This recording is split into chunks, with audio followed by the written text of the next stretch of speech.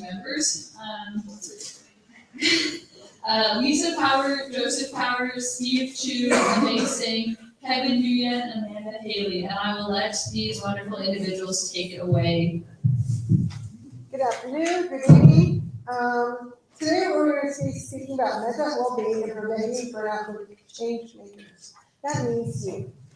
It's a crazy world out there, you know, as a caregiver, as a parent, as a student, and as a worker.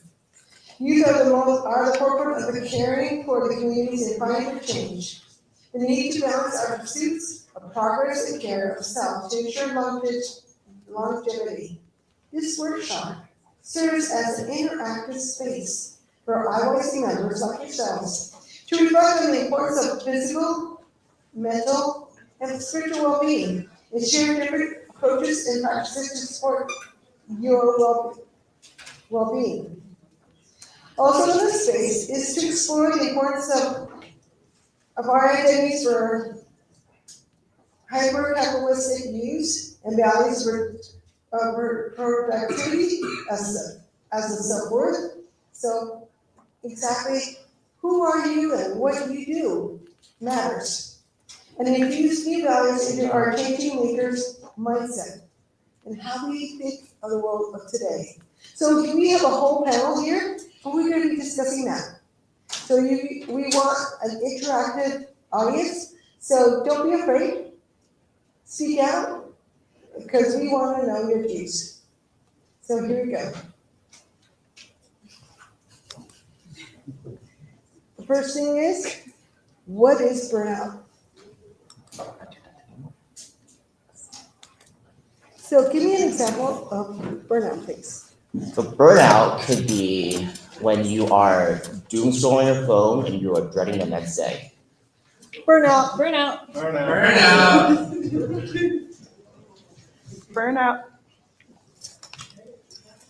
Burnout could be something like having no excitement for the plans you made the next day. Burnout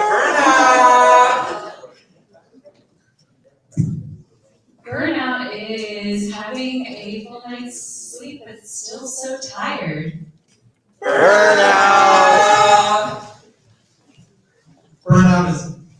is not having pleasure in those things that you would normally do that are entertaining and engaging.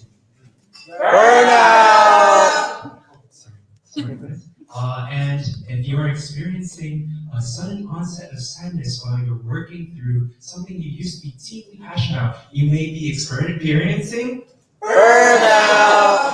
All right, so does anyone else have any experiences that they'd like to lift out that might classify as burnout? Any examples? Yes. When you feel so tired and try to understand that topic and read in a book, in the websites, etc., about it over and over and you still don't understand. You may be experiencing Burnout! Anyone else? Oh, we got one up here. Yes.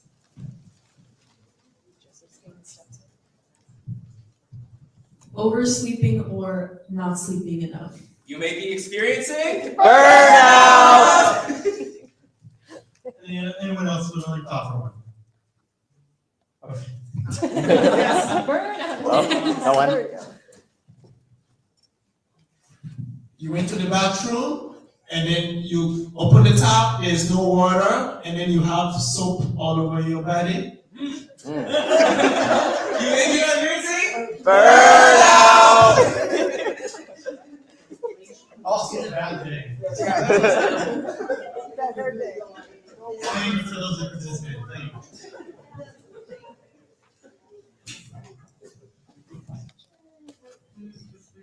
Thank you so much. Question for our panel. Question number one. How are the changemakers experiencing burnout? What is fueling our under wellness? So at least from what y'all heard so far, we hear mixed symptoms of lack of sleep, sleeping too much, feeling fatigue, negative thoughts, dread, doom, despair. It's a lot, and burnout can encompass many different things. I do want to make a distinction. For me, I'm Kevin Nguyen. My background is I'm a mental health therapist, and burnout can look similar to depression. And as a note, this is not a therapy session, nor should be treated as such. But if you are noticing that these certain symptoms are occurring for more than 2 weeks, and you're trying to make changes and it's not alleviated, please do seek a mental health professional. But yeah, alas, for me, I also experience burnout, as I believe most people do. As a mental therapist, I am involved with organizations like IYC because I want to do more. I want to make change. And I think for me, this want and will of understanding the world, trying to do the best I can, push myself further, push myself farther, because I want to change the world, has made me very burnt out. And so when we think about burnout, I like to talk to my clients about the biopsychosocial spiritual model. And so for the bio part, it's your body. So maybe your body is feeling a lot of muscle tension. It's feeling fatigued. It's feeling just can't move and you're feeling paralyzed. Those would be the bio components. And then these for the psycho part is kind of what's in your mind. Are you having a lot of negative thoughts? Is it all static? Your head empty? And at least that's something you want to be aware of what's going on in your mind. And when it comes to the social part, are you self-isolating? Are you going out way too much and spreading yourself thin? That's something to be wary about also. And then for the spiritual part, if you are a person that practices spirituality or religion, is your connection to God feeling lost? Are you away from the community? And that might also be potentially something that you might be reflecting on.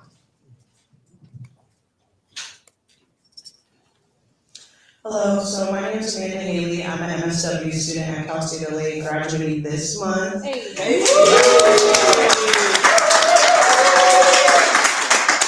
So I know a lot of you guys are students in the room, so I feel like you're probably going to connect with what I'm about to say, but especially in undergrad and grad, I feel like I am on a timeline and I have to gain all these different experiences and skills and get involved in all these extracurricular activities, while working, being a president of an organization, going to clubs, trying to get all these different jobs so I can gain these skills. So once I graduate, I can actually go out in the workforce. And while doing that, I see myself working 60 hours a week and not spending any time to give myself self-care. This is very, very, very, very bad because I'm just overextending myself, and yeah, that's what happens when you're a student. So please take care of yourself. All right, thanks for that case study. Hi, I'm Dr. Amazing, and my background is in public health, so I'm going to provide that lens. So this kind of touches on what Kevin and Amanda already shared. So Amanda was referring to hustle culture, where youth are socialized to measure worth by productivity. There's a glorification of doing it all, and it normalizes exhaustion and guilt around rest. And then in addition to that, there's environmental stressors. So we are in the age of doom and gloom. So there's climate change, there's economic insecurity, and that creates a baseline of collective trauma and anxiety. And so a lot of folks are responding to the very systems that are harming them. In addition to that, there's the structural inequities. So youth of color and those from low-income backgrounds often face double burdens, leading movements while navigating marginalization and lack of institutional support. And then there's always the ever-present digital pressure, where we are in the age of constant connectivity. And so there's this pressure to perform on social media, and activism fatigue from doom scrolling is real, and it provides mental strain and reduced boundaries. And I'm Joseph Powers, and so I'm looking at intergenerational burnout, and like Amanda was talking about guilt. Guilt is coming from unachieved expectations and self-imposed expectations. Well, these expectations and self-imposed still are messages that we've adopted and taken as what is supposed to be. And what is supposed to be is that we're supposed to be taking care of ourselves. And intergenerational, each generation has their own messages. And when I was told, suck it up. You don't know what pain is. You haven't suffered. Well, we all have different experiences, and times are different, and challenges in each of those times are different. But what's the same thing and most consistent is that how we address it and how we're taking care of ourselves. Because if you're trying to go at it alone, you'll find it's harder to survive and harder to stand when you're tired. But if you have somebody next to you that you can lean on, that they can support you until you're able to stand back up for yourself. So using people and using those support systems that are around us. But it's also talking and looking at performance. What are those expectations looking at? Also establishing, looking at boundaries. Are we taking care of ourselves? Because oftentimes, because of those weak boundaries, we put a lot on ourselves. And again, that goes to all generations. We want to perform, we want to do our best. But we also need to understand that we have to give ourselves a little bit of a break too while we're trying to accomplish those things. Beautiful. Thanks, Joseph, and thanks to the panel. I think coming from my side of the stage from Buddhist Institute Foundation and looking at burnout, I think we see the crises that we as change makers are trying to work to solve. And there's this narrative of urgency that is given to us that, like, if we can't take the correct and right transformative action right now, that we're not going to be able to save XYZ, right? But this narrative of urgency misinforms us to the time, patience, effort, and collectivism that is needed to create lasting transformation. And I think when we feel that burden of urgency, we lose sight of the long-term path that we're trying to create in name of short-term gains. Similarly, I think we find ourselves in this like collective society that is really rooted in fragmenting our communities and isolating us and really focusing on our individual selves, our needs, and in moments when we're trying to advocate for change, if our own personal needs aren't addressed well, we easily burn out. And in that burning out, we oftentimes don't think to reach to community and think to look at what systems are really there to support us. And then finally, I think there's this like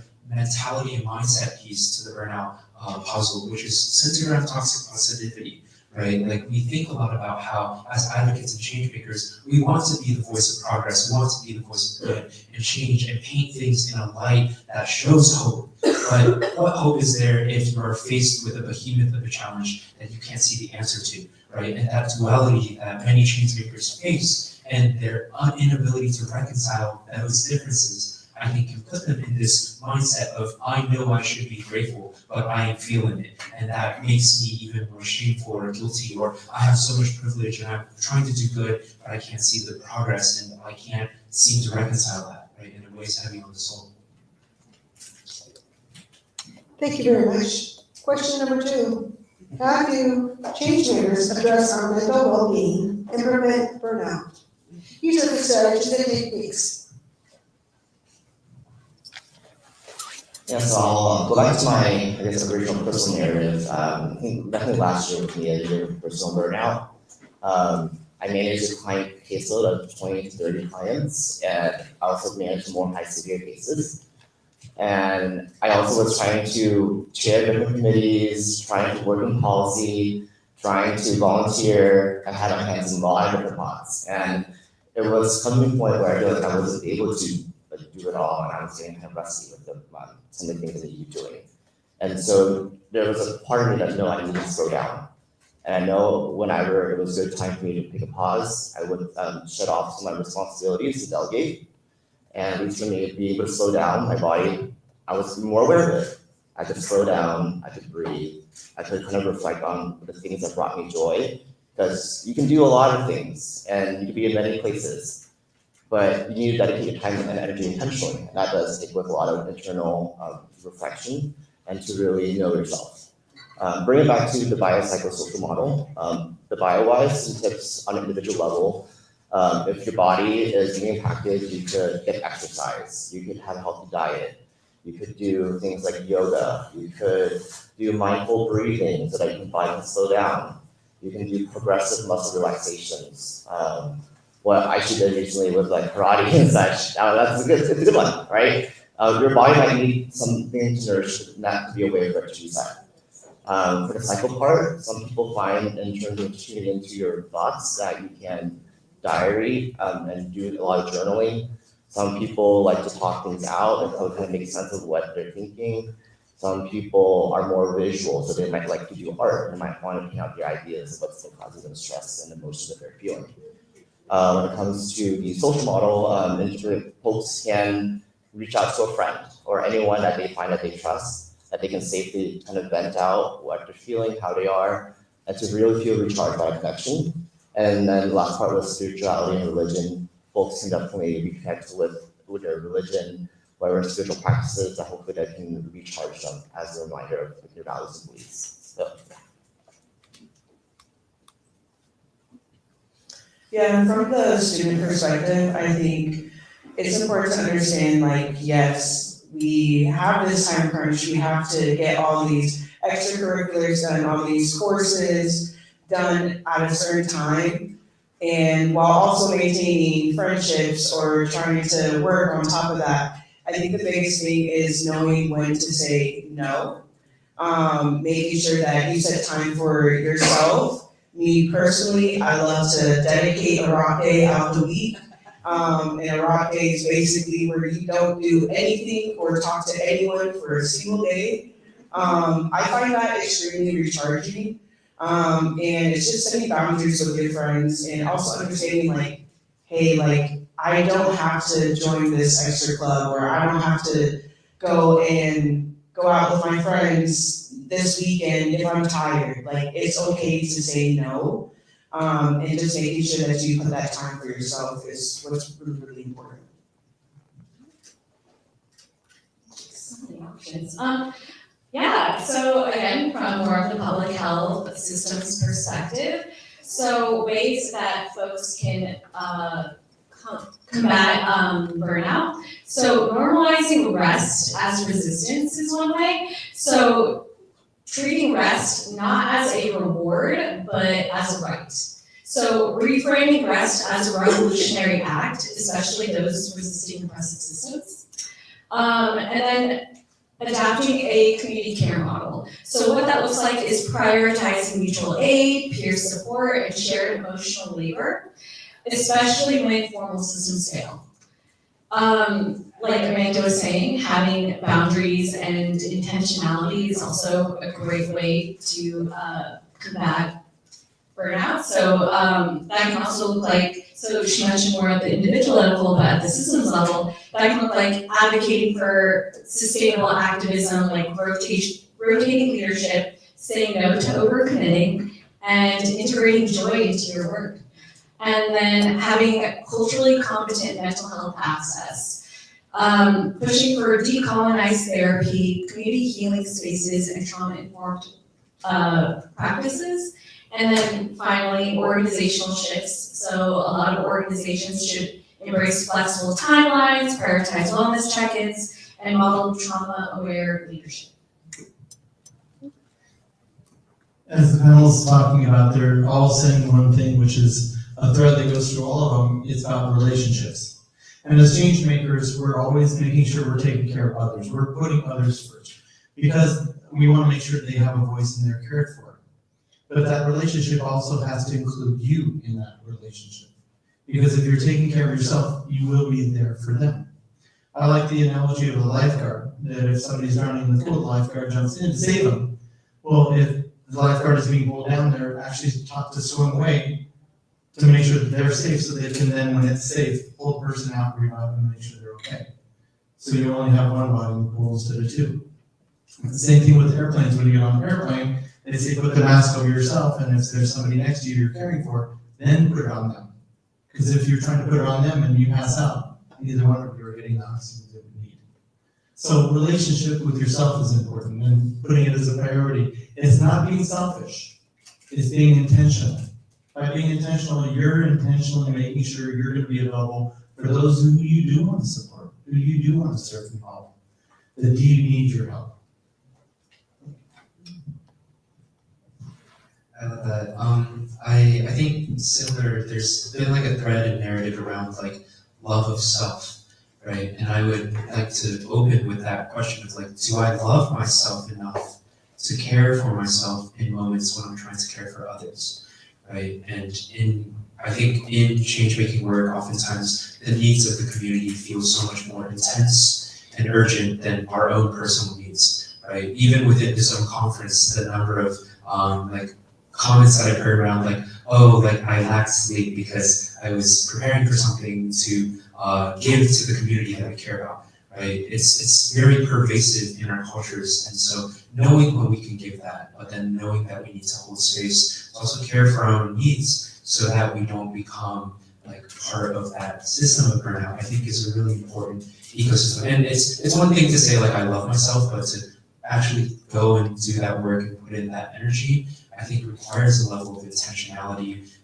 which is like kickstarted by slowing down, right? So it's kind of the chicken and the egg, right? Like if I'm already burnt out, how do I learn to love myself if I got here by not loving myself, right? And so to that way, I think slowness and prioritization are like two very bitter pills that we can swallow, right? In that we must slow down to learn what our bodies need and what we need in order to recover and heal from burning out. But if we choose not to slow down, then our bodies will force us to slow down, right? That's when you hear about like activists and friends who maybe on the surface they looked all right, but then they end up in the emergency room or they pass away simply because of bodily illnesses that they weren't tending to and caring for, right? And so similarly in the second bitter pill would be prioritization, right? In a world where everything is urgent, it's sometimes impossible to make choices, right? But if we don't make choices, then like life will naturally make those choices for us, right?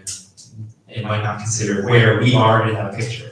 And so I think being very intentional about what we're choosing to slow down towards is another part of that process. And I know we've spoken all about self-care and the importance of self-care, but I think it's also important to recognize that the very system that we're looking to transform, dismantle, and change also has captured the narrative of self-care, right? I can self-care by buying a $50 bath bomb, right? But I can't afford a $50 bath bomb to self-care, so I'm gonna work an extra shift so I can make an extra $50 after tax, so I can buy this bath bomb so I feel better, right? And it's like, well, maybe if I didn't work that extra hour, I wouldn't be burned out in the first place, right? And like knowing what it means to like actually care for yourself through community, through our own means, as opposed to through materialism, I think is a very important part of that ecosystem. And pairing that with this narrative of desire and investigating our desires, I think is also paramount, right? Like we're taught within America, within this hyper-capitalist system that we exist in, that anything that I want, that I desire, if I have enough money, I can get it, right? Whether that's material, people, power, prestige, if I have enough money, I can get it, right? But desire will never leave you satisfied. There will always be something more you can gain, right? And it's not just these like quote unquote negative things, right? Within the change-making ecosystem, there's also positive desires that can drive and fuel you in unhealthy ways, right? Like I desire to change, therefore I'm gonna put myself in like situations where I'm working too many hours to try to eke the needle forward, right? But then in doing so, I burn out for 3 years, oh God.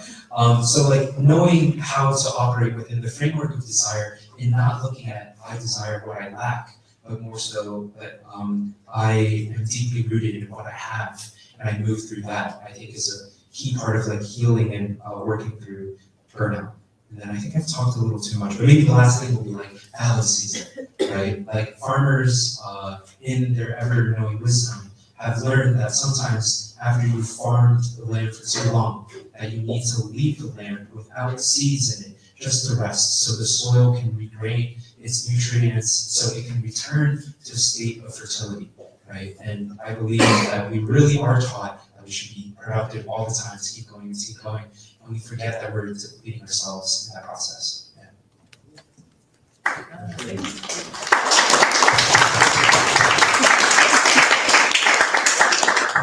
Now we turn it up to you, the audience, and our fellow changemakers. We want to know how you strengthen and reduce or prevent burnout. Let's do some self-care. All right, so we're going through the self-care route again. We invite you to answer this question of what is an action that brings nourishment and joy into your life? And after you hear it, if you could all self-affirm with us with a big self-care chant. Yeah? Okay. So maybe for me, I can start just a model for you guys, and if If we see hands, please feel to raise your hand, right? What is an action that brings nourishment and joy into my life? Making art with friends that I care about. And that is Self-care! All right. Who else? Any practices that bring self-care?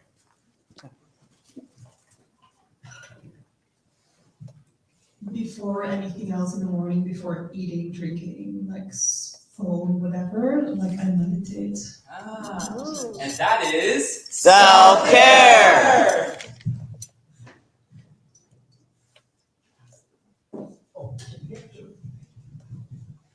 Strategically choosing to say no to certain things or certain pressures so that I can rest and cultivate myself to put in the so I can put in effort and time to the things that matter to me the most. And that is Self-care!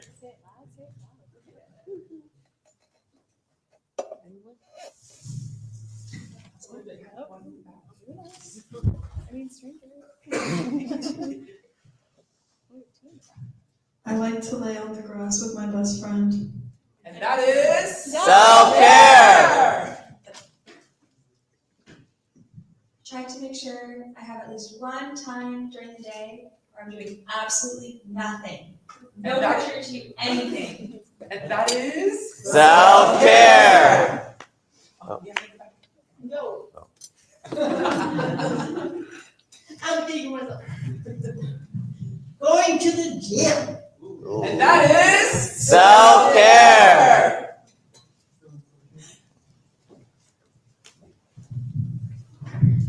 Making sure I get enough sleep. And that is Self-care! Making sure I eat enough. I eat and I will spend the whole day eating. And that is Self-care! I lay on the ground and listen to Spotify and close my eyes. And that is Self-care! Making sure I go outside pretty much first thing in the morning. And that is Self-care!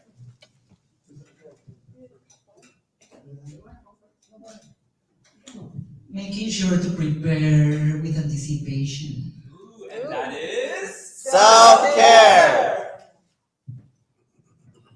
I'd like to dance around the garden in my front yard. And that is Self-care!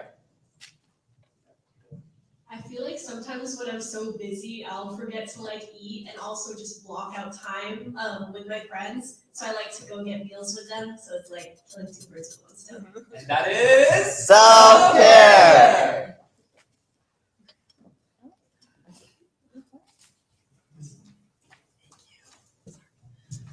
Sometimes after a really long day, I like to go to Changemakers, our lovely music school, and practice piano. It's very calming. And that is Self-care!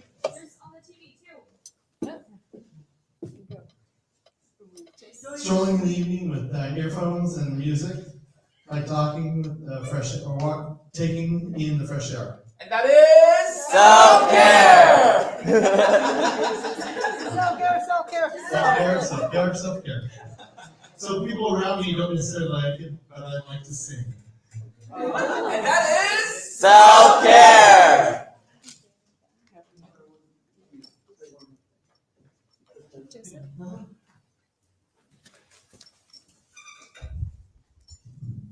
Joy. How do we get joy, right? And self-care is part of it. But a good friend of mine said, J-O-Y, just over yourself. And that is Self-care! Remember that self-care is personal. Because it's who you are, who you want to be. Just because I like to listen to piano doesn't mean I know how to play it. I will be sitting next to you. Just because I go to the gym, I can't put so much weight on those dumbbells. And I can't run a 50-mile, but I can walk. Not in these shoes, but I can walk. And so when you do go out with your friends, do something you love to do. Because if you do it because of them, is that self-care? No, no, it's not. And if you think that you're doing you a service, you're using and you're swiping TikTok, is that self-care? No, you don't. Or you know, like they said, don't put your phone under your pillow. People do, because they're antsy to pick up and see what's online, who texts you, because people do that. I'll just text her at 2 a.m. because she's gonna pick up, and she will pick up. So make those habits. A habit becomes a habit after 30 days. It doesn't take 2 days, but 30 days. So if you do it within 30 days, you will do it for the rest of your life. So remember that. And it's a life change. Just because I want to eat more balanced meals, that means I have to change my eating habits. Now, it doesn't mean that I love McDonald's. But I'm not going to eat it every day. But I could give me an opportunity to eat maybe on a Sunday. Not a big meal, but maybe some french fries. Okay? And that's what I do. So when you look, assess your needs, find out what you like to do, something that gives you pleasure. And remember, sometimes your environment you cannot change. I cannot change who I am. I'm Hispanic. Okay, I could kind of, and I can't change the color of my eyes unless I have contacts, I wear glasses. That I cannot change, I'm blind. Okay? But you know what? I can put my sweats on, my comfortable shoes, and I can walk. And that doesn't take much money. Go on with your means to accomplish great things. Talking to somebody, it doesn't take a lot of time. And it doesn't take a lot of effort. Because of that person on the other side of the fence, if it's really your true friend, won't ask you all these questions. They will listen to you and they will understand. I have a partner. He knows when I'm coming in the door. Oh, you have a bad day. Because he knows me and he sees me. Or your friend, you call and you just say one word and she knows, right? Oh my goodness, how was it? Oh, and you came and explained, oh, you had a bad day. I'm here for you. So when you have a friend like that, cherish them because you could also provide that care to them. It's a mutual relationship. So I'm going to go out to you and ask you, the things that you have in place, are those self-care methods, techniques that you could always use that doesn't cost you much? Self-analyze those things. And see if they do cost you, find other things that don't cost much. As students, I was a student. And I barely struggled paying my financial aid and all that stuff. And I went at the end of the week, I had a 7-layer burrito as a reward. Oh man, that was everything to me. And I was a waitress and I worked hard for those tips. But at the end of the week and all my exams, Friday was my day. 7-layer burrito, I could afford that. It was less than $2 and I could eat it up. And there was my veggies in there.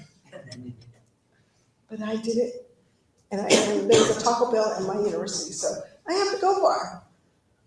So find out. Again, look within your means, see and analyze what feels good within yourself. See what's appropriate, see what's comfortable, and see what's acceptable. Remember, AAC, acceptable, appropriate, and comfortable. If it's not comfortable, don't do it. And you're not going to do it again, I hope not. See what's appropriate. Some things is not appropriate for you. I don't want you to do it. Because then it's going to harm you even more.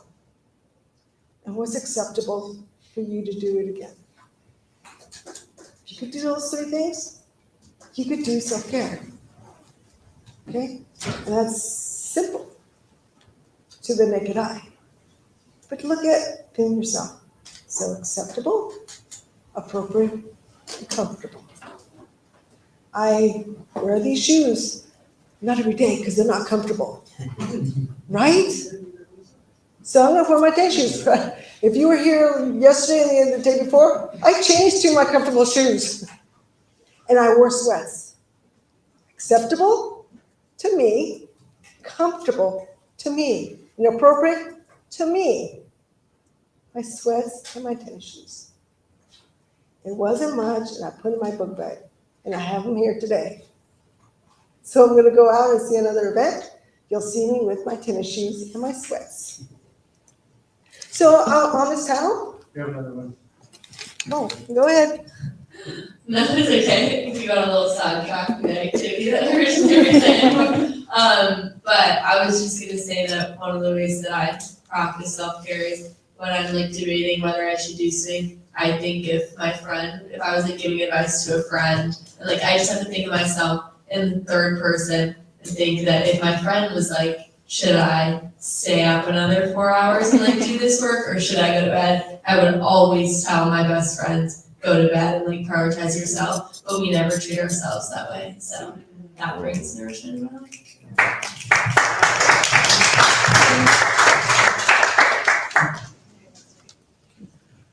So yeah, I know that this conversation is probably had quite often. You hear burnout, you hear self-care, and it kind of seems repetitive, but I think it's something very, very serious that does need to be talked about, especially for young people. You might not think like, okay, I have a little bit of burnout, I'm tired, but if you keep going the way that you're going, you're not gonna last until you're 30, you're not gonna last until you're 50. Like, I graduated undergrad, immediately got into the workforce. I was already working and started working 60 hours a week. And like Kevin, I had a huge caseload, up to 50 people in home services. I was done. And I almost stopped social work just because I almost gave up my passion and my love for the field because I just kept going and going and going. And I was at 21 years old. I'm 24 now, Kevin's 27. Like, I don't know, like, if I'm gonna keep feeling this way. So much. But if I'm gonna like keep feeling this way, like, it's not healthy, and I think that we really do need to talk about this and really take those steps.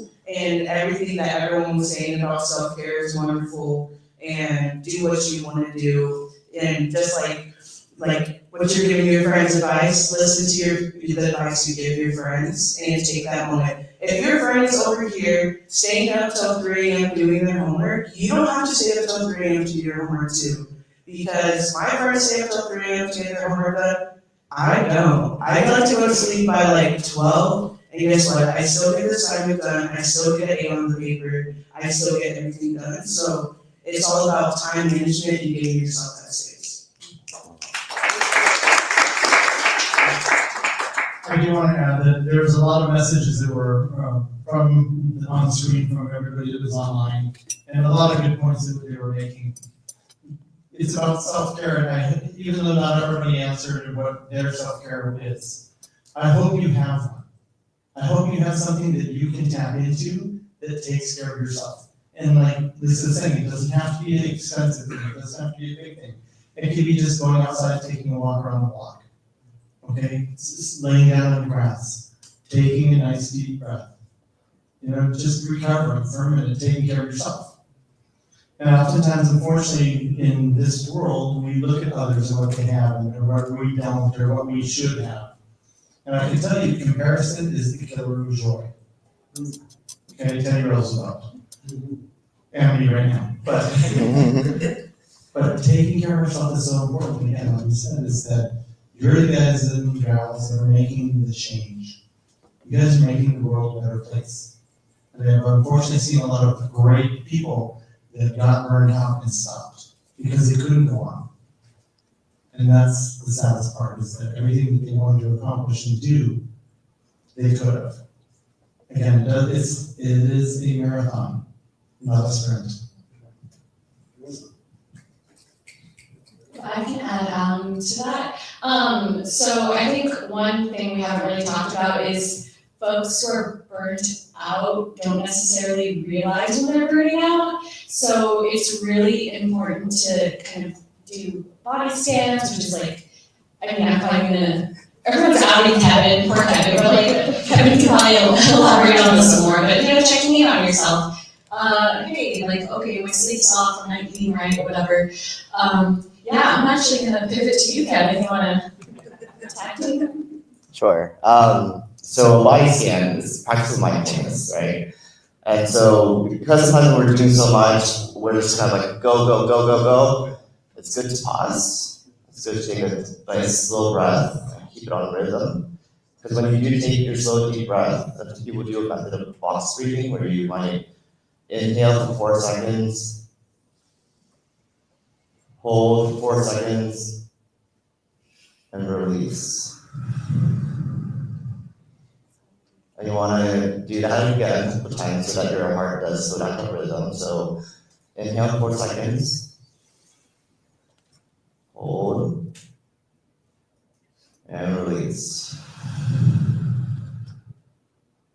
And when you're focused on your breath, you can focus on your body. And I might ask you to notice how your face is feeling. Is it warm? Is it droopy?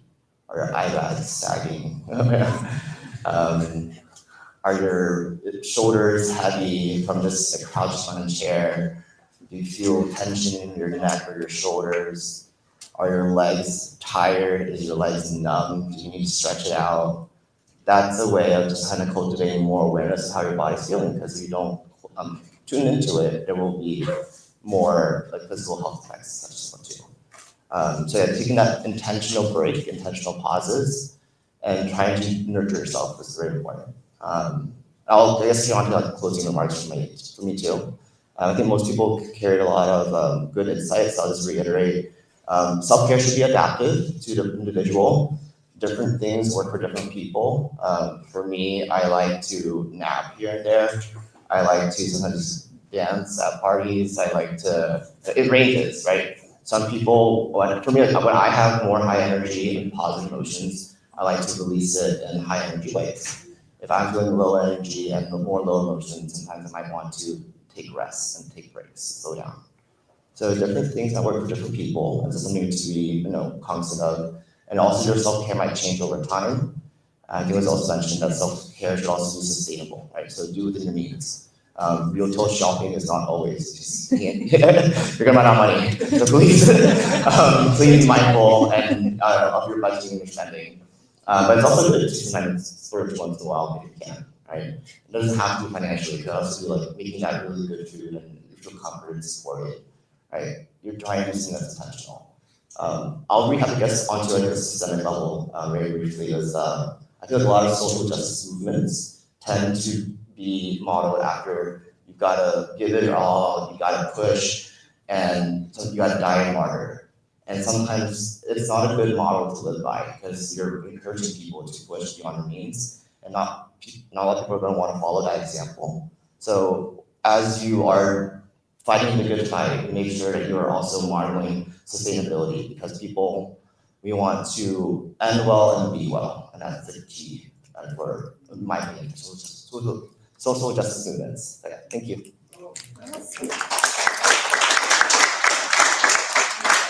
I was given a quote by my mentor quite early on that we, in our fight for change and transformation, shouldn't invite people to the struggle, but we should invite them to the party.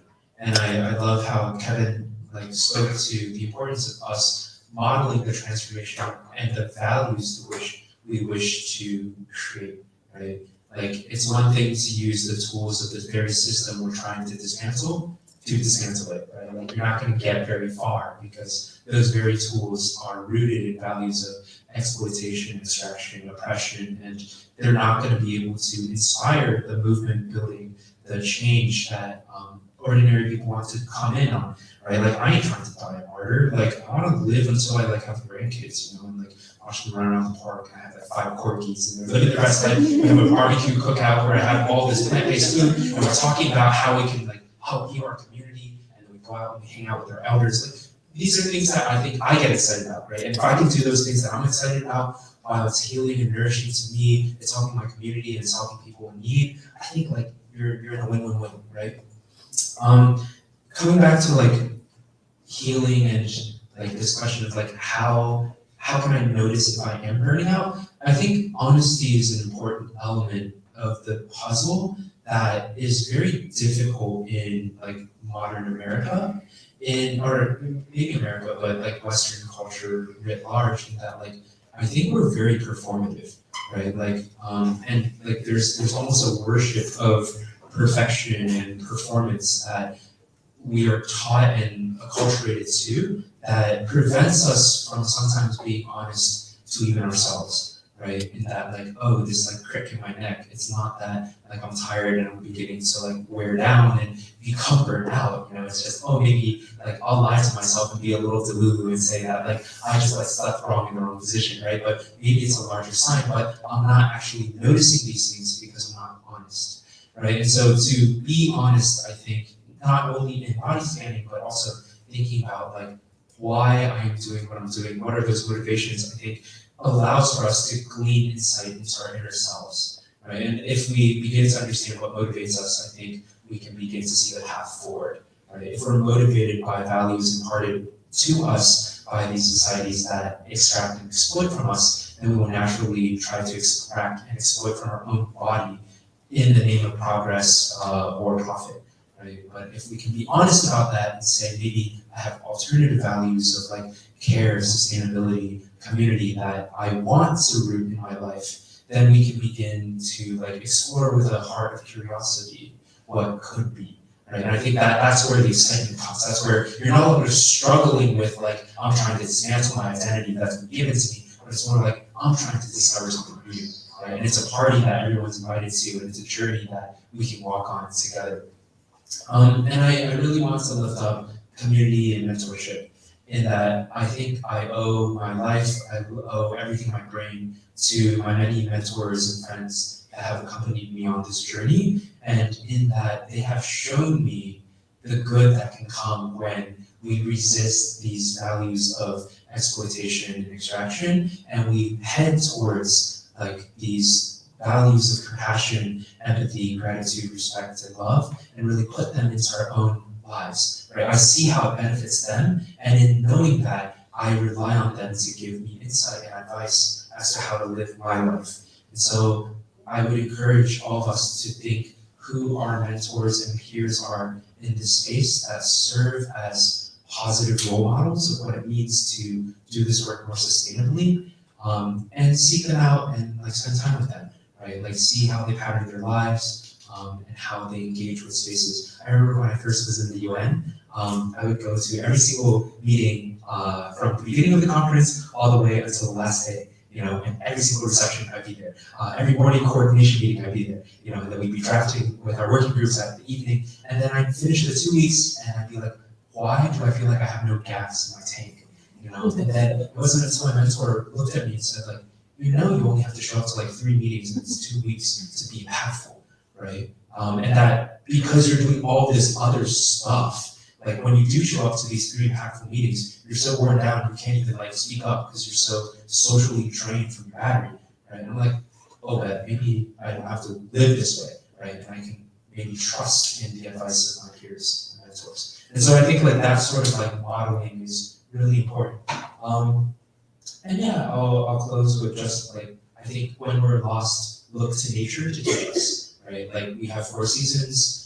In my fallow season, I'm not doing much except for hanging out with people that I love outside of work, making some art, and then being a little hermit, right? But that's what I need in this moment to recharge my spirit. So come summertime, I can rampage and network my head off and do all the things I want to do, right? But that ain't it right now because that's where I'm at. And to be honest about that, I think is an important part of that process. Yeah.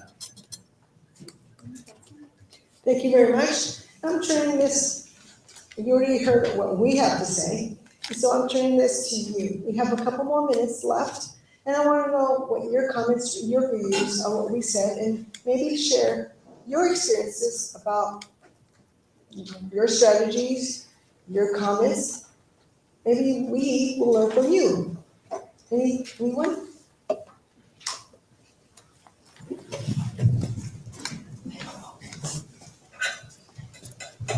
First, I just want to say thank you all for sharing your thoughts and experiences. I resonated with every single one of you on like the experiences of self-care. I particularly want to raise consciousness for those who experience interlocking systems of oppression, who face multiple systems of marginalization. For those particular folks, they may feel like self-care is like not even an option.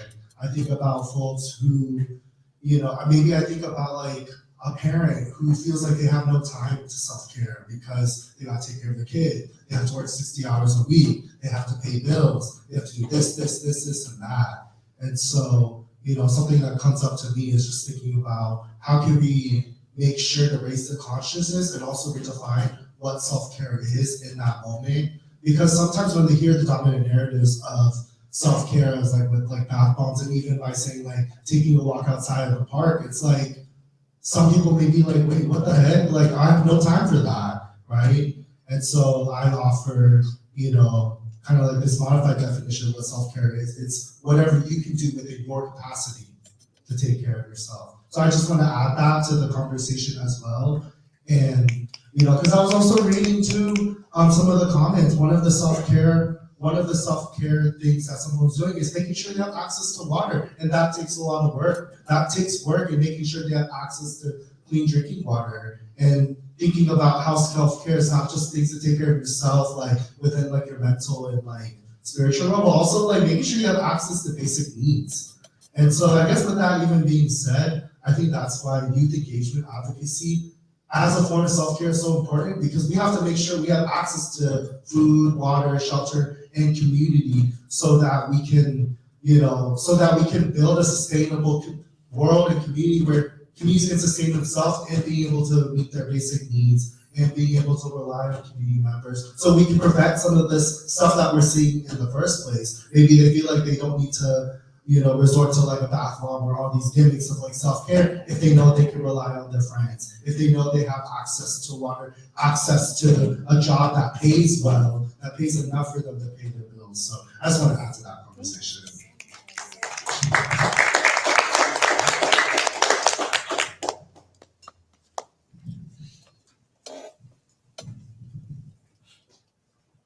Thank you. Yeah, thank you very much for this session.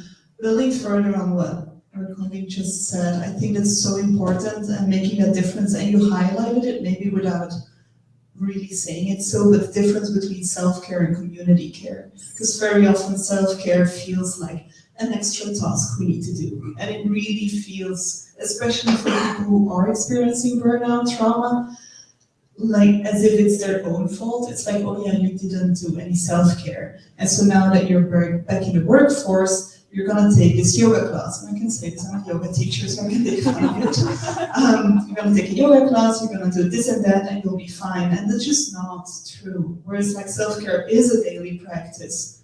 It's also very important to look at community care. And yeah, to like map that out, like who is in your community.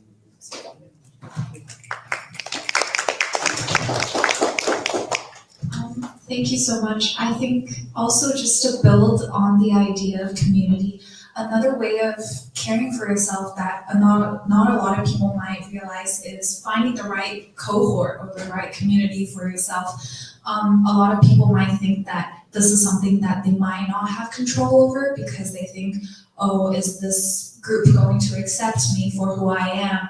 And that can be an extra layer of pressure on them. But what they don't realize is that staying in a toxic cohort or a cohort that isn't really being supportive of you can do more harm than good. And being able to seek the right people to surround you with is also a way of making yourself feel better and to grow in a very healthy way. And that is something that we all have control over. So I just wanted to bring that up.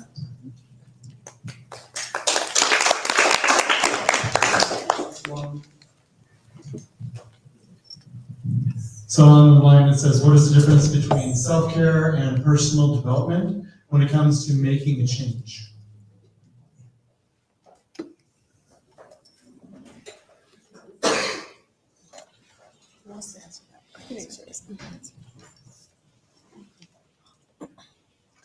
I can answer. I feel like personal development, like what we're saying is time management. You can still have personal development and time for your career aspirations and also have time set aside for yourself. So think of like a 9 to 5 schedule. So during your time, your 9 to 5, I'm gonna go ahead and work on my goals for my future or for my body or for whatever I have. And then after 8 o'clock, I'm gonna dedicate at least 2 hours just for myself to do something, and you're still being very, very productive during the whole day.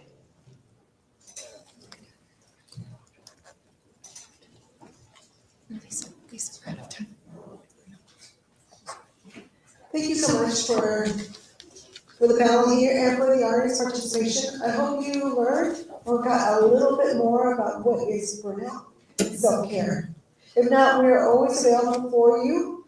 And after the meeting, after the session, if you wanted to discuss further, or at least have no ideas what to do, we're here to help, okay? And if not, you have your advisors, you have your friends, let's start a meeting. Talk. Thank you so much. Thank you, guys. Thank you.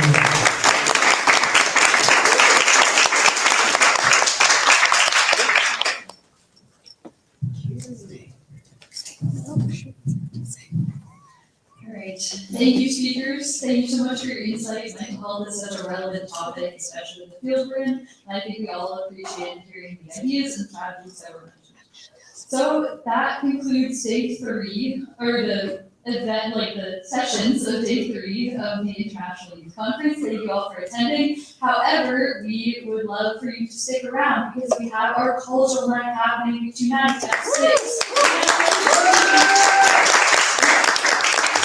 If there's anyone here who's performing, please talk to Chris. Chris, say hi. Yes, and we can't wait for all the performances we have scheduled. And also, we have pizza coming at 6:30. So please stay around for that. We'd love to see you there, and it will be a great event. And thank you for coming to today in general, and we look forward to seeing you tomorrow for the last day of the conference. Thank you so much.